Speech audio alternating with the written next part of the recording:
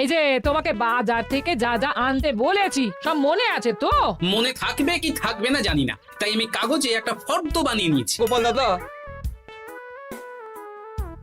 পুটির মায়ের দাঁতের যন্ত্রণাটা আরো বেড়েছে। কাল সারা রাত যন্ত্রণায় ছটফট করেছে। আমাদের বৈদ্যমশাই দাঁতের শল্য চিকিৎসা শিখতেই বাইরে গেছেন, আজকের মধ্যেই আশা করি চলে আসবেন। কিন্তু ও যে আর পারছে না। শোনো, তুমি একটা তুলোর মধ্যে লবঙ্গ তেল দিয়ে পুটির মায়ের যে দাঁতে ব্যথা হচ্ছে তার গোড়ায় রাখো। বৈদ্যমশাই এলে আমি তোমাদের বাড়িতে যেতে বলছি। আচ্ছা গোপাল দাদা। যাই, বাজার থেকে চটপট ঘুরে আসি, এরপর আবার রাজসভায় যেতে হবে।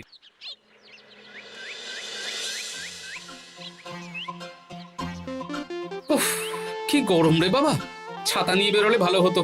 এই তো সামনে আখের রস বিক্রি হচ্ছে, একটু আখের রস খাই, শরীরটা বেশ চাঙ্গা লাগবে। ভাই, আখের রস কত করে দিচ্ছ? 1 ভাঁড় 10 আনা গোপাল দাদা। দাও দেখি 1 ভাঁড়। আরে, এই যন্ত্রটা কিন্তু দারুণ। ওই আমাদের রাজ্যের বিজ্ঞানী মশাইয়ের অবদান।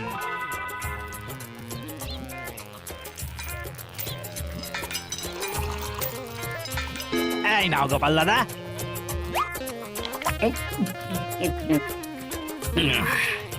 আহ, শান্তি। এই নাও ভাই, তোমার 10 আনা।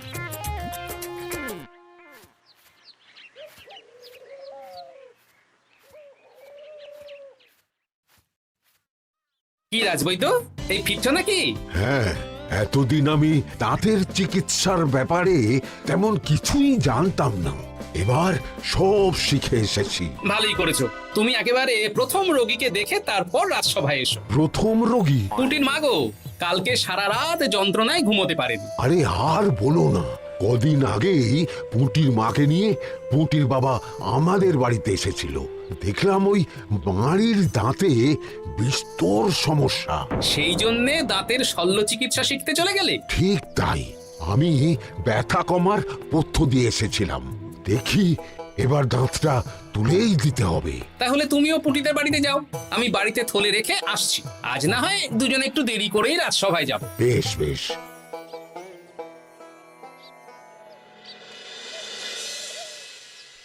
দেখুন মহারাজ, দেখুন আজকে রাজবৈদ্য আসেনি আর ওদিকে গোপালও ডুব দিয়েছে। এই আনন্দে আমাদেরও ছুটি দিয়ে দিন মহারাজ। কি আনন্দে? এই গরমে বাড়ি বসে একটু আমপানার শরবত খাবো আর ঘুমবো। রাজ্যের সেনাপতি যদি বিশ্রামের কথা বলি, তাহলে আমার আর কিছুই বলার নেই।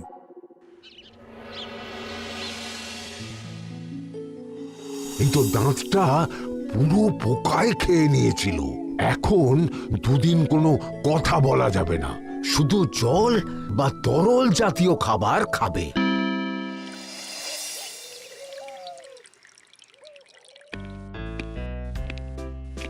ওই তো গোপাল আর রাজবৈদ্য দুজনে একসাথে রাজসভায় ঢুকছে। রাজবৈদ্য মশাই ওনার জীবনের প্রথম শল্য চিকিৎসা করছিলেন, তাই আমিও দেখছিলাম। তা কি রাজবৈদ্য, সফল হয়েছো? হ্যাঁ মহারাজ, পুঁটির মায়ের একটা মাড়ির দাঁত পোকায় খেয়ে নিয়েছিল, সেটাই তুলে দিলাম। ভালোই হলো, আমাদের রাজ্যে কোনো দাঁত তোলার বৈদ্য বা চিকিৎসক ছিল না। এখন তুমি সাধারণ রোগ ব্যাধি নিরাময়ের সাথে সাথে দাঁতের চিকিৎসাও করবে। কিন্তু মহারাজ, একটা যে সমস্যা আছে। আবার কি সমস্যা? আমি যে দাঁতের শল্য চিকিৎসা করি এটা তো আর রাজ্যবাসী জানে না, তাই কতজন আর আমার কাছে আসবে সে নিয়ে আমার সন্দেহ আছে। মানে তুমি চাইছো যাতে তোমার কাছে বেশ কিছু রোগী তাড়াতাড়ি আসুক, যাতে তুমি অনুশীলনও করতে পারো, তাই তো? একদম ঠিক ধরেছেন মহারাজ, কাজ না করলে হাত পাকাবো কি করে? তাহলে ঢেড়া পিটিয়ে বলে দিলেই তো হয়। এতে তেমন ভালো কাজ হবে বলে মনে হয় না। তা তুমি কি বলতে চাইছো গোপাল? প্রচার হবে, কিন্তু একটু অন্যভাবে। কিভাবে? আজ বিকেলে আমি রাজবৈদ্যর হয়ে প্রচার করব, শুনে নেবেন। বেশ। শুনুন শুনুন শুনুন, আমাদের কৃষ্ণনগরের রাজবৈদ্য এখন দাঁতের শল্য চিকিৎসাও করছেন। যারা যারা আমাদের রাজবৈদ্যের কাছে দাঁত তোলাবেন, তাদের দাঁত তোলার পরে 2 দিন কোনো শত্রু থাকবে না। চিকিৎসার সময় সকাল 7টা থেকে সকাল 10টা পর্যন্ত।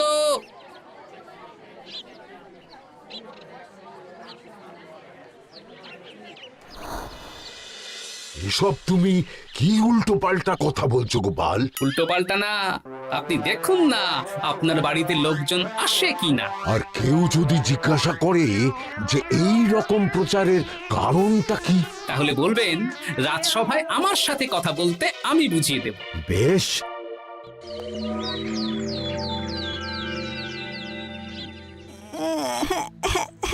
তোকে বারবার বলি এত মিষ্টি গুড় কাঠি খাস না। কি করব বাবা, কি ব্যথা।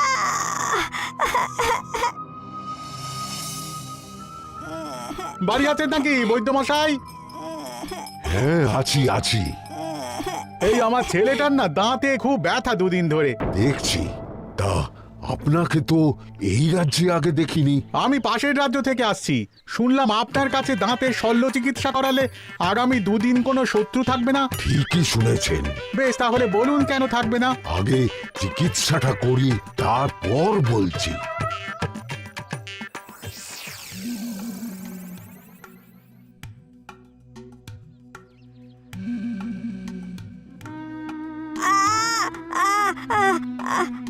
আর চিন্তা নেই, এখন দুদিন কোনো কথা বলা যাবে না। এবার তো বলুন আমার ছেলের আগামী দুদিন কোনো শত্রু থাকবে না কেন? আজকে রাজসভায় চলে আসুন, ওখানে গোপাল এই প্রশ্নের উত্তরটা দিয়ে দেবেন। তা বৈদ্য, তোমার কাছে আজকে কেউ এসেছে? সকাল সকাল দাঁত তুলে এলাম মহারাজ। বাবা, একদিনের প্রচারই এই ব্যাপার? মহারাজ, মহারাজ, বাইরে কয়েকজন অপেক্ষা করছে, তারা গোপাল দাদার থেকে কিছু জানতে চায়। তাদের ভিতরে আসতে বলো।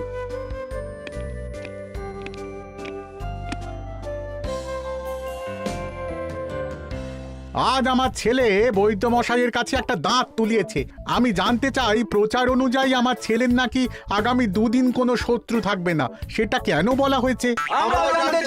বলতে পারি, কিন্তু কথা দিতে হবে। এই কারণটা বাইরে আর কাউকে বলা যাবে না। বেশ, বলবো না। বাংলায় একটা প্রবাদ আছে, বোবার শত্রু নেই। মানুষ সাধারণত কথার বিনিময়ে মতবিরোধ, বিবাদ বা শত্রুতা করে। যে ব্যক্তি কথা বলতে পারে না, তাই তার সঙ্গে কথা বলে মতবিরোধ হওয়ার কোনো সুযোগই নেই। মানে যার যার দাঁত তোলা হবে তারা তো আগামী দুদিন কথা বলতে পারবে না। আর কথা না বললে কোনো বিবাদ হওয়ার ব্যাপার নেই। আর বিবাদ না হলে কারো সাথে শত্রুতাও হবে না। কি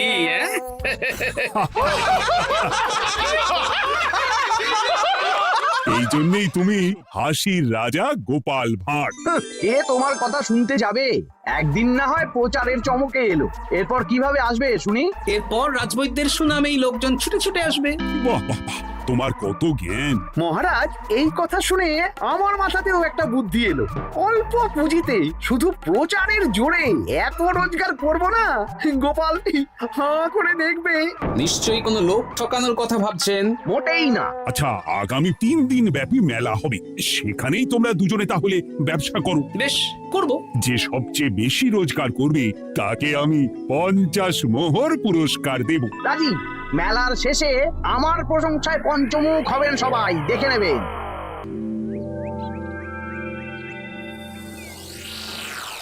খুব তো বড় মুখ করে বলে এলেন যে ব্যবসা করবেন মেলার মাঠে।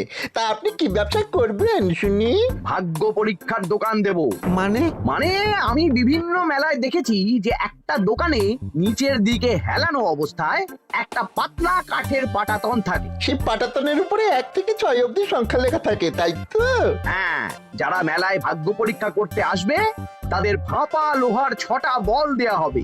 যদি ওই 6টা বলই 6 নম্বর লেখা খোপের মধ্যে ঢোকাতে পারে তাহলে প্রথম পুরস্কার পাবে। আমিও ওটারই দোকান দেব, কিন্তু শুধুমাত্র একটাই পুরস্কার থাকবে। 6টা বল 6 নম্বর খোপের মধ্যে ফেলে কেউ যদি 36 করতে পারে তাহলে সে পাবে 100 মোহর উপহার। আরে খেলার জন্য কত মোহর লাগবে? 1 মোহর। আপনি কিন্তু জেনে বুঝে বিপদ ডেকে আনছেন। একজন কেউ ফেলে দিলেই আপনার হাত থেকে 100 মোহর ফসকে যাবে। আরে মেলার ভিড়ে যদি আপনি পুরস্কার না দেন তাহলে জনতার একটা মারও ফসকাবে না। আরে সেই জন্যই তো তোদের পোষা। তোদের মধ্যে যে কোনো একজন ওই কাঠের পাটাতনের নিচে লুকিয়ে থাকবি। যখনই দেখবো কেউ 36 করে ফেলছে আমি গলা ঠাকরাবো, আর তোরা কাঠের পাটাতনটা হালকা করে নিচ থেকে নাড়িয়ে দিবি। এটা তো দারুণ বুদ্ধি। কি বলছো গোপাল, তুমি আখের রসের দোকান দেবে? হ্যাঁ, এই গরমে আখের রসের বেশ চাহিদা। তোমার বানানো ওই যন্ত্রের চাকা ঘোরাবো আর আমার ভাগ্যের চাকা ঘুরবে। সে ঠিক আছে, আমার কয়েকটা যন্ত্র বানানোই আছে, তুমি না হয় মেলায় ব্যবহার করো 3 দিন। ব্যাস, আর চিন্তা নেই। এবার শুধু জমিয়ে আখের রস বিক্রি করব, সাথে বিভিন্ন মশলা, বরফ আর পাতিলেবুর রস দেব।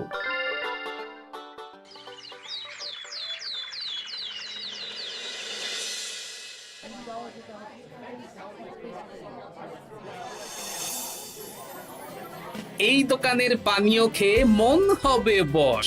গোপাল ভাঁড় নিয়ে এসেছে ঠান্ডা আখের রস। আরে গোপাল দাদা, তুমি আখের রস বিক্রি করছো? ঠান্ডা আখের রস কত করে গো গোপাল দাদা? 1 ভাঁড় মাত্র 10 আনা। 6 ভাঁড় দাও। এক্ষুনি দিচ্ছি। আসুন আসুন আসুন, সবাই আসুন।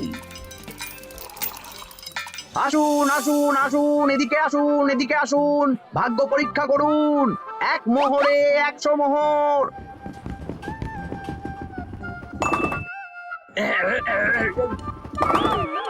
ভাগ্য পরীক্ষা করুন। মন্ত্রী মশাই বলেন কি 1 মোহরে 100? তুমিও ভাগ্য পরীক্ষা করাবে নাকি? একবার বাজিয়ে দেখতে দোষ কি?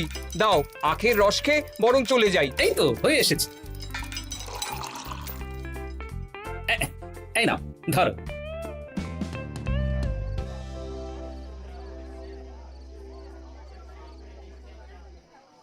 কি মন্ত্রী, ব্যবসা কেমন চলছে? ভালোই। আপনি একবার ভাগ্য পরীক্ষা করে দেখবেন নাকি মহারাজ? না না না, আমি এসবে নেই। জানি আপনার কাছে 100 মোহর নস্যি, তবুও 1 মোহরের বিনিময়ে চেষ্টা করে দেখুন না। আচ্ছা, এত করে বলছো যখন, দেখি। 1 মোহরে 6টা বল। বাবা বাবা বাবা, দেখুন মহারাজ, চেষ্টা করে।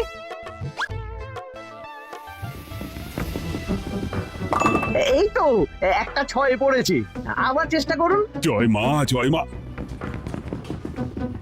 আবার 6। সাবাস। দেখুন, হয়ে যেতে পারে। আর তো মাত্র 4টে বাকি। দেখি তৃতীয়টা।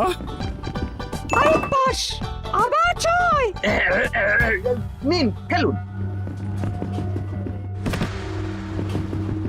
এই যা, হলো না। আরেকবার প্রথম থেকে চেষ্টা করবেন নাকি মহারাজ?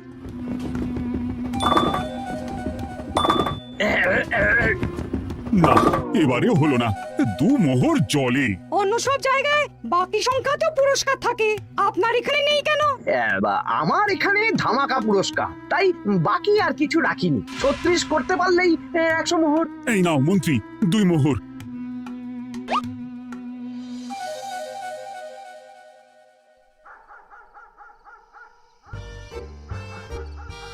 কি মন্ত্রী মশাই, আর তো মেলায় লোকজন নেই, বাড়ি যাবেন না? তুমি যাও না, আমি একটু পরে যাব। বেশ, আমি এগোলাম। গোপাল আর মন্ত্রী, তোমাদের কার কেমন রোজগার হয়েছে একদিনে?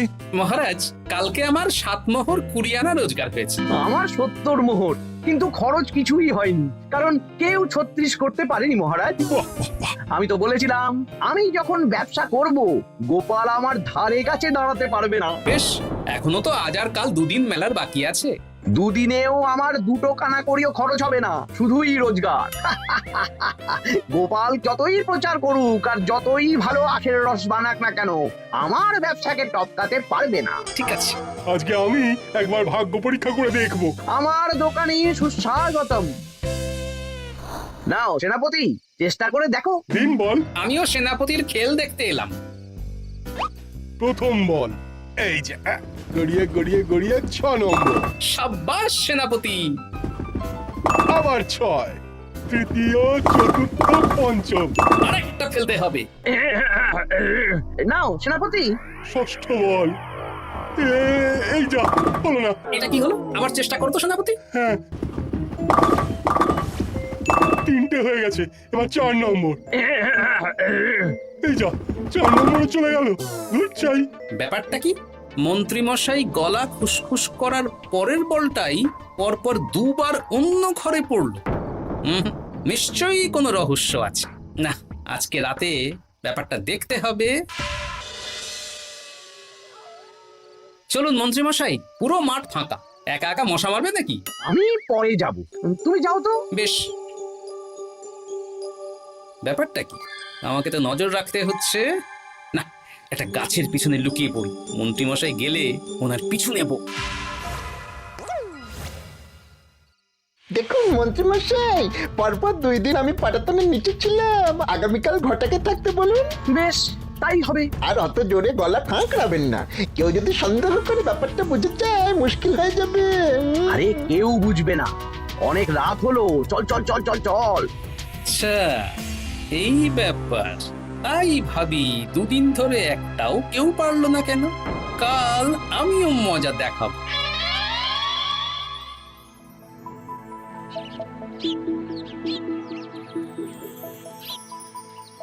বাবা চলে এসেছেন দেখছি। এত চাহিদা না আমার এই ভাগ্য পরীক্ষার, তাই আগে আগে চলে এসেছি। মন্ত্রীমশাই, আপনাকে মহারাজ এক্ষুনি ডাকছেন। এখন কেন? সে তো জানি না, চলুন।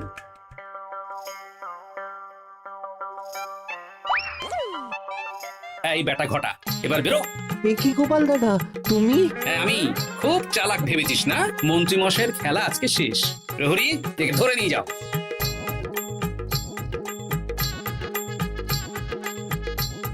বিজ্ঞানী, তুমি তোমার চুম্বক নিয়ে এসেছো? হ্যাঁ, এবার 6 নম্বরের নিচে একটা টান টান করে সমান রেখা টানতে হবে, আগা থেকে গোড়া অবধি। তুমি তো সব সকালে বুঝিয়েই দিয়েছো, দাঁড়াও দাগটা টেনে নি। একদম 6 নম্বর খোপ অবধি যাচ্ছে, সেই অনুযায়ী টান টান করে দাগ টানো। টানছি, তুমি বাইরে নজর রাখো। নজর রাখছি। কাজ হয়ে গেছে, তুমি একবার অনুশীলন করে দেখে নাও। হ্যাঁ দেখছি। শুরু করো। শুরু করছি। একদম পাক্কা আছে। দূর, কেউ ডাকেনি, অকারণে সময় নষ্ট করলো। কতগুলো খদ্দের ফিরে গেছে কে জানে। কি হলো মন্ত্রী মশাই, এত রাগ কিসের? রাগ হবে না, ওরই বেটা আমার সাথে মজা করছিল। বেশ অনেকজন খদ্দের ফিরে গেল, আমার কত ক্ষতি হয়ে গেল। আমি খেলে আপনার ক্ষতিপূরণ দিতে পারি। কি, তুমি খেলবে? হ্যাঁ, ভাগ্য পরীক্ষা করতে দোষ কোথায়? ওই তো বেশ কয়েকজন সভাসদেরা আসছেন, সবার সামনেই খেলবো। তাহলে শুরু করি। হ্যাঁ, শুরু করো। এই বল যা, 6 নম্বরে যা। আরে বাস, গোপালের ফেলাপল তো গড়ালো না, সোজা 6 নম্বরে চলে গেল। এই দেখুন, আবার যাবে। বলকে আমি বলবো, বল কথা শুনবে। এই বল যা তো, 6 নম্বরে যা। আবার 6, আবার 6। আবার 6। কি, এটা কি হচ্ছে? যা বল, এটাও 6 নম্বরে যা। আবার 6, 100 মোহর। হ্যাঁ, এটা কি করে হলো? দিন মন্ত্রী মশাই, 100 মোহর দিন। ইয়ে, না মানে মন্ত্রী, দাও বলছি। আমি আবার খেলবো। 6। আবার 6। আবার 100 মোহর। আর নেই। এই ঘটা, আর কি করছিসটা কি? ঘটা নেই মন্ত্রীমশাই, আমি আছি। আর আছে আমার চুম্বক। মানে মানে তোমার কারসাজি ধরা পড়ে গেছে মন্ত্রী, গোপাল আমাদের সব বলেছে। আপনি যেমন ছলনা করে ভাগ্য পরীক্ষার ব্যবসা করছিলেন, তেমনি গোপালও ছলনা করে আপনার ব্যবসা উল্টে দিল। তাহলে শেষমেশ কে জিতলো? হাসির রাজা, জ্ঞানীর রাজা, রসিক রাজা গোপাল ভাঁড়। লোকের ভাগ্য পরীক্ষা করছিলাম, আর আমারই দুর্ভাগ্য নেমে এলো।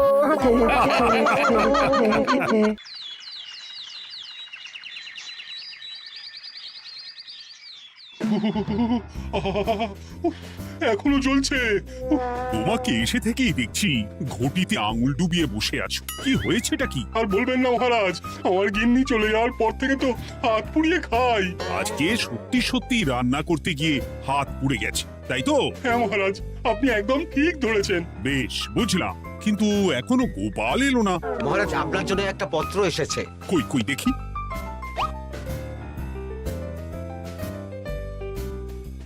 ঠিক আছে, তুমি এখন এসো।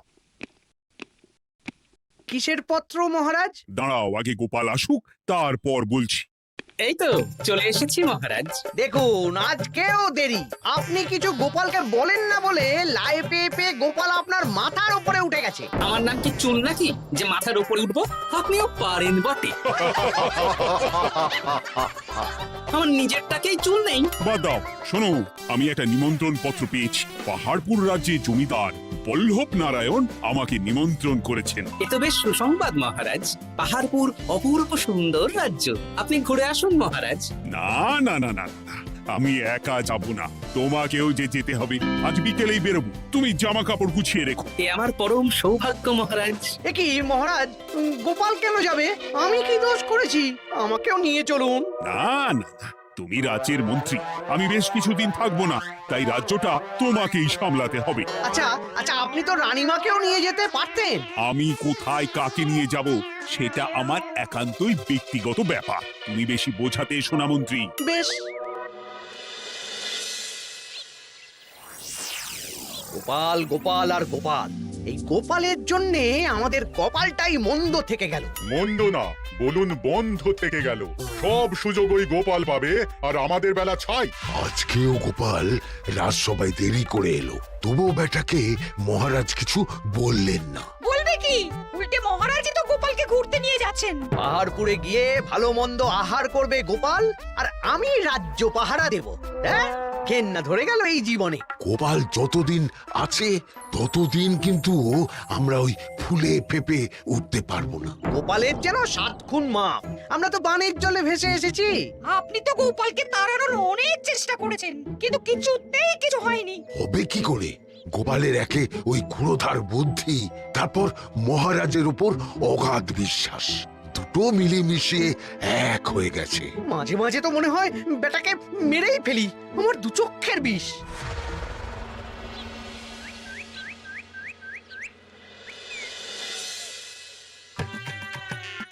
বলছি গিন্নি, কি এত তুমি পোটলায় বাঁধছো বলো তো? এত দূরের রাস্তা, তাই শুকনো খাবার ভালো করে বেঁধে দিচ্ছি। হ্যাঁ, তা কি কি দিয়েছো শুনি? ভিজে চিড়ে দিয়েছি, মুড়ি, নারকল কুচো, চিনি দিয়েছি। হ্যাঁ, ব্যাস, আর কিচ্ছু দিতে হবে না। আমার সাথে তো মহারাজও যাচ্ছেন। আমি একটু বেশি করে দিয়েছি গো। দূর, সে কথা বলিনি। মহারাজ যাচ্ছেন তো, তাই মহারাজও নিশ্চয়ই রাজবাড়ি থেকে ভালো মন্দ খাবার নিয়ে আসবেন। যে যার নিজের তালে থাকে। কি আর করবো গিন্নি, উদরকে আদর করে যা সুখ, তার অন্য কিছুতে নেই। বেশ বেশ, সাবধানে যেও। হ্যাঁ, তুমিও সাবধানে থেকো কিন্তু। আর নাতনি নাতনিগুলো এলে তাদের জানিয়ে দিও যে দাদু বেশ কিছুদিন থাকবে না। ঠিক আছে গো, ঠিক আছে। সাবধানে যাবেন মহারাজ।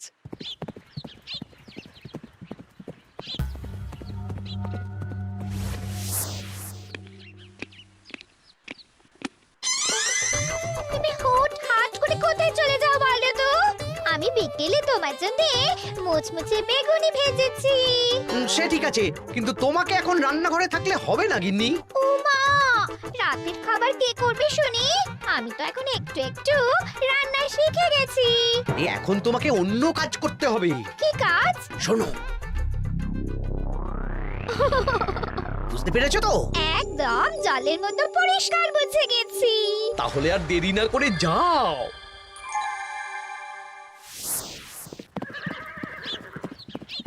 মহারাজ, একটা কথা বলতে পারি? বলো গোপাল। আমরা পাহাড়পুর জমিদার বাড়িতে যাচ্ছি কেন? তুমি তো জানো আমাদের সেনাপতি এখন একা একাই নিজের সংসার সামলায়। হ্যাঁ, ওই ঘটনার পর থেকে তো সেনাপতির জন্য ভালো পাত্রীও পাওয়া যায়নি। পাহাড়পুরের জমিদার বল্লভ নারায়ণের একমাত্র কন্যা এখন বিবাহযোগ্যা, তাই আমি আর তুমি দেখতে যাচ্ছি। সেনাপতিকেও সাথে নিয়ে গেলে হতো। না, আগে আমরা যাব, মেয়েটা কেমন সেটা বিচার বিবেচনা করে ফিরে আসবো। তারপর যদি সেনাপতি রাজি হয়, তখন আমরা বাকি ব্যবস্থার দিকে এগোবো, তাই তো? একদম তাই। আর তোমার যে ভালো মানুষ চেনার ক্ষমতা আমার জানা আর কেউ নেই, সেই জন্যই তো তোমাকে নিয়ে এলাম। এ আমার পরম সৌভাগ্য মহারাজ।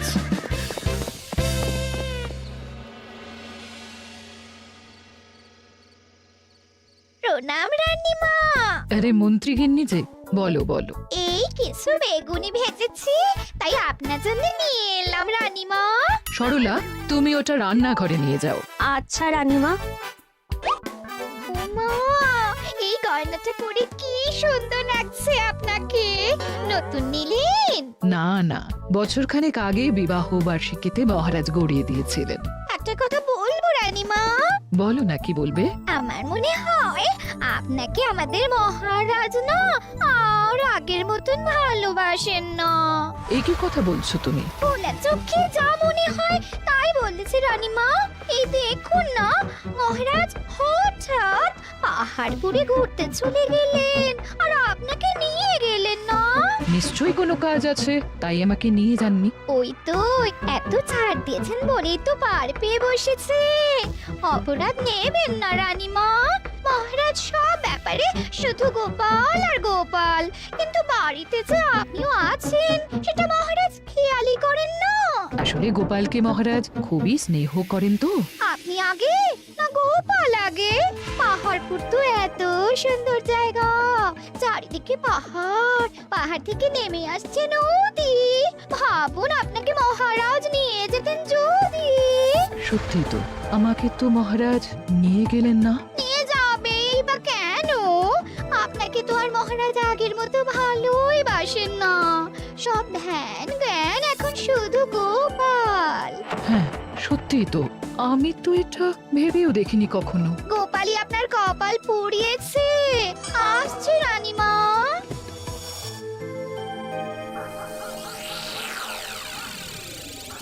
কি গো গিন্নি, আমি যেমন যেমন বলেছি তুমি তেমন তেমন রানীমাকে বুঝিয়েছো তো?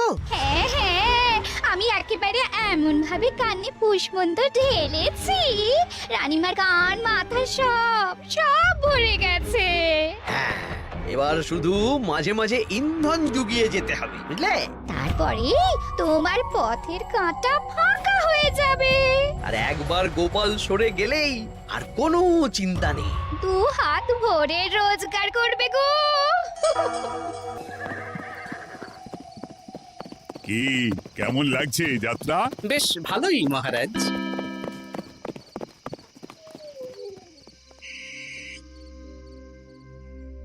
রানীমা, খাবার কি আমি এই ঘরে নিয়ে আসবো?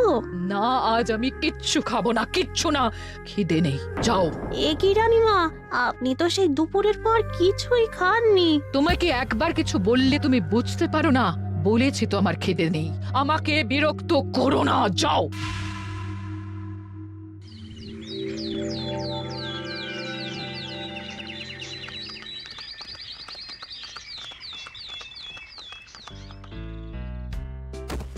আসুন মহারাজ কৃষ্ণচন্দ্র, আসুন আসুন আসুন। কি সুন্দর জায়গায় পাহাড়পুর, মনে হচ্ছে বেশ কিছুদিন থেকে যাই। তা থেকে যান না। এখন যে কাজে এসেছি সেটা আগে করে নি, তারপর যদি সব ঠিকঠাক তখন তো আবার আসতে হবে। তাও ঠিক। এই বিমলা মা, এদিকে আয়। এই নিন কমলা লেবু শরবত। বেশ সুন্দরী দেখতে মহারাজ। নিজের মেয়ে বলে বলছি না, বিমলা সব কাজ নিজের হাতে করে। বাড়িতে পাঁচটা দাসদাসী আছে, তাদের কাজই করতে দেয় না। বাহ বাহ বাহ, ভালোই তো। আপনার মেয়েকে তো বেশ লক্ষ্মীমন্ত দেখতে।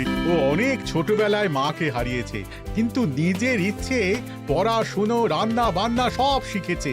যেমন হাতের রান্না তেমনই মাথায় বুদ্ধি। রান্না তো খেলেই বুঝতে পারবো। হ্যাঁ, আজ দুপুরে সব রান্না তো নিজের হাতেই করছে। আমি ওকে কিছু প্রশ্ন করতে চাই। দাঁড়িয়ে আছো কেন মা? বসো। মহারাজ, আপনার অনুমতি নিয়ে আমি বিমলাকে কিছু প্রশ্ন করতে চাই। করো না। আচ্ছা বিমলা, তোমার বয়স কত? আসছে শ্রাবণে আমি 19 বছরে পড়বো। আচ্ছা, শ্রাবণ মাসে জন্ম, বর্ষাকালে। বেশ বেশ। আচ্ছা বলো তো, মেঘের ডাকে জল ছেড়ে ডাঙায় উঠে পড়ে, মানুষ তাকে হাতে পেলে নিয়ে যায় ঘরে, এটা কি? কই মাছ। বাহ বাহ। এবার বলো তো, এমন কোন জিনিস যেটা একান্তই তোমার কিন্তু অন্যেরা বেশি ব্যবহার করে? আমার নাম। বাহ বাবা বাবা, খুব সুন্দর খুব সুন্দর। আপনার মেয়ের মাথায় বুদ্ধি আছে। আচ্ছা আচ্ছা, আরেকটা প্রশ্ন করবো। বলো তো, একটা অঙ্ক পরীক্ষায় তোমার বাবা 100-তে 90 পেয়েছে, তুমি 100-তে 100 পেয়েছো, আর আমি 100-তে 95 পেয়েছি, তাহলে কে বেশি বুদ্ধিমান? আপনি বেশি বুদ্ধিমান। মা, এটা তুই কি বললি রে? তুই তো 100-তে 100 পেয়েছিস, তাহলে তুই বেশি বুদ্ধিমান হবি না? না না, আমি হলে তো বুদ্ধিমতী হব। দারুণ দারুণ, জমিদার মশাই, আপনার মেয়ে সত্যিই বুদ্ধিমান, না মানে বুদ্ধিমতী। এবার দুপুরের ভুরি ভোজটা খেলেই বুঝতে পারবো হাতের জাদু।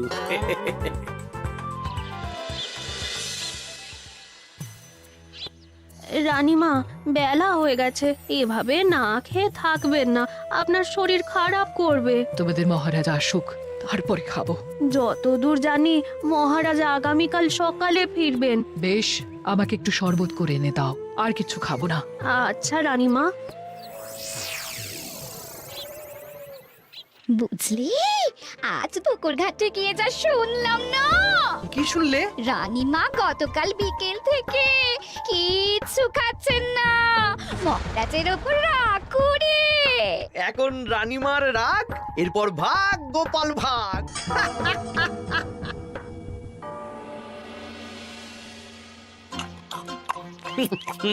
সত্যি বিমলা, তোমার হাতের রান্নার কোনো তুলনা নেই মা।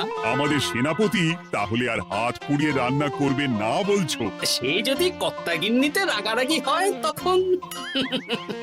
মা আমার লজ্জা পেয়েছে। তা আপনাদের কোনো আপত্তি নেই তো? কি যে বলেন, আপনার রাজ্যের সেনাপতি বলে কথা।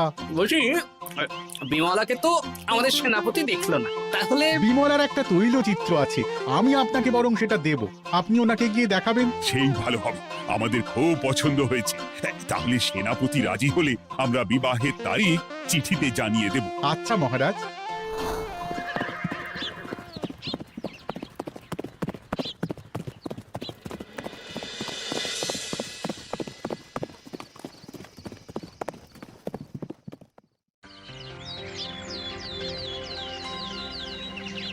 মহারাজ, আমি তাহলে আসি।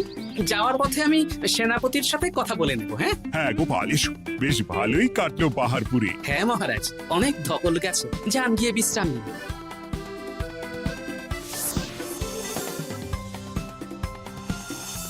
কি সেনাপতি, পছন্দ তো? হ্যাঁ, খুব পছন্দ হয়েছে গোপাল, তোমার চোখ তো দেখছি একেবারে জহুরির চোখ।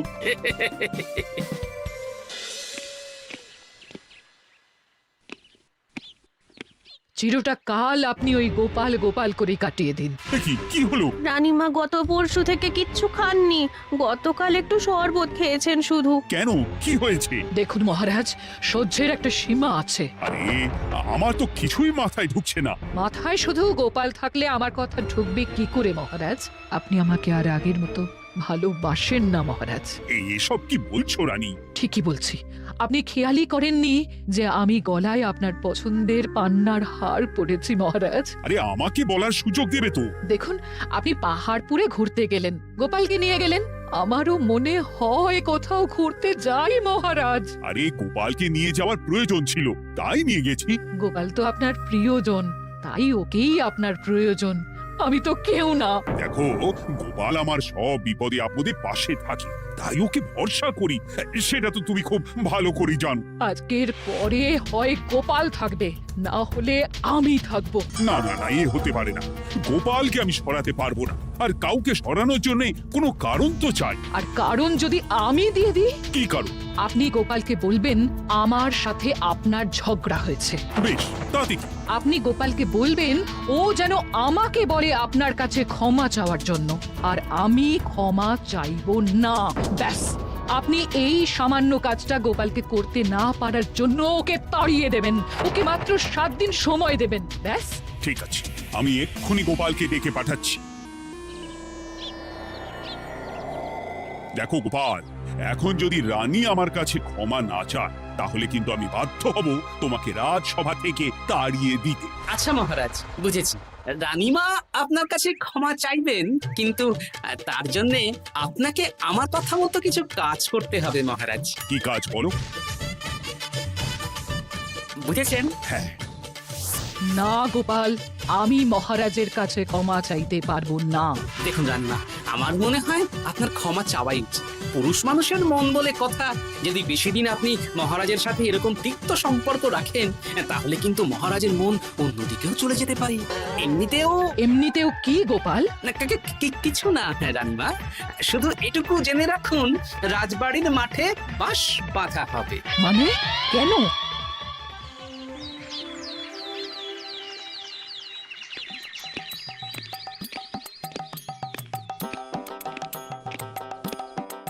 আসতে পারি মহারাজ? হ্যাঁ, এসো এসো। বলছি আমি তাহলে জমিদার বাড়িতে বিবাহের দিনক্ষণ ওই চিঠি লিখে জানিয়ে দিচ্ছি। হ্যাঁ, জানিয়ে দাও গোপাল। আর কি কি কেনাকাটা করতে হবে সেটার একটা তালিকা বানিয়ে ফেলো। আচ্ছা মহারাজ, মেয়ের শাড়ি আপনি নিজে পছন্দ করে কিনবেন তো? হ্যাঁ, ওই শাড়িওয়ালাকে আজকে দুপুরেই আসতে বল। আচ্ছা মহারাজ। বিয়ের শাড়ি, কেনাকাটা, এসব কি মহারাজ? সেসব বলা যাবে না রানী, সময় হলে জানতেই পারবে। তবে বিমলাকে অপরূপ সুন্দরী দেখতে, এটুকু বলতে পারি। দেখুন তো মহারাজ, ওই টোপরটা ঠিক আছে কিনা? একদম ঠিক আছে, হ্যাঁ, খুব সুন্দর। শাড়িওয়ালা এক্ষুনি আসছে। আসছি মহারাজ। এসো এসো। তার জন্য শাড়ি লাগবে মহারাজ? রানীমার জন্য? না না, বিমলার জন্যে। বিমলাকে? এক অপরূপা তরুণী, বুদ্ধিমতীও আছে, ধীর স্থির, ঝগড়া করে না। বেশ, অনেক হয়েছে মহারাজ। দোহাই আপনার, আপনি দ্বিতীয় বিয়ে করবেন না। আমি ক্ষমা চাইছি। কি বলছো রানী? আমি বুঝতে পেরেছি, আমি আপনাকে গোপালের নামে দু চার কথা শুনিয়েছি বলে আপনি বিয়ে করতে চলেছেন। আমি আর রাগারাগি করব না, আমাকে ক্ষমা করুন। ব্যাস, রানীমা ক্ষমা চেয়ে নিয়েছেন, মানে আমার চাকরিটা থাকছে। হ্যাঁ গোপাল, হ্যাঁ, দোহাই তোমার, মহারাজকে বিপথে চালিত করো না। আরে ধুর, আমি বিয়ে করছি নাকি? বিয়ে তো হবে সেনাপতির। ওর জন্যই তো পাত্রী দেখতে পাহাড়পুরে গেছিলাম, গোপাল আর আমি। তার মানে মন্ত্রীর বউ আমাকে ভুল বোঝালো? আমার মন্ত্রীর কোনো ষড়যন্ত্র হবে, ওকে না নিয়ে গিয়ে গোপালকে নিয়ে গেলাম বলে। সেনাপতির বিয়ের আগেই আপনি মন্ত্রীমশাইকে ধোলাইটা দিয়ে দিন। ঠিক বলেছ রানী, তুমি বরং শাড়ি পছন্দ করো, আর আমি চললাম মন্ত্রীকে ধোলাই দিতে। তুমি এত নীচ, হ্যাঁ? তোমার কিন্নিকে দিয়ে রানীর কানে বিষ ঢালা। ভুল হয়ে গেছে, ভুল হয়ে গেছে, ক্ষমা করে দিন। এখন মন্ত্রীমশাই ভ্যাঁ করছেন, কদিন পরে সেনাপতির বিয়েতে প্যাঁ হবে ছাদনা তলায়।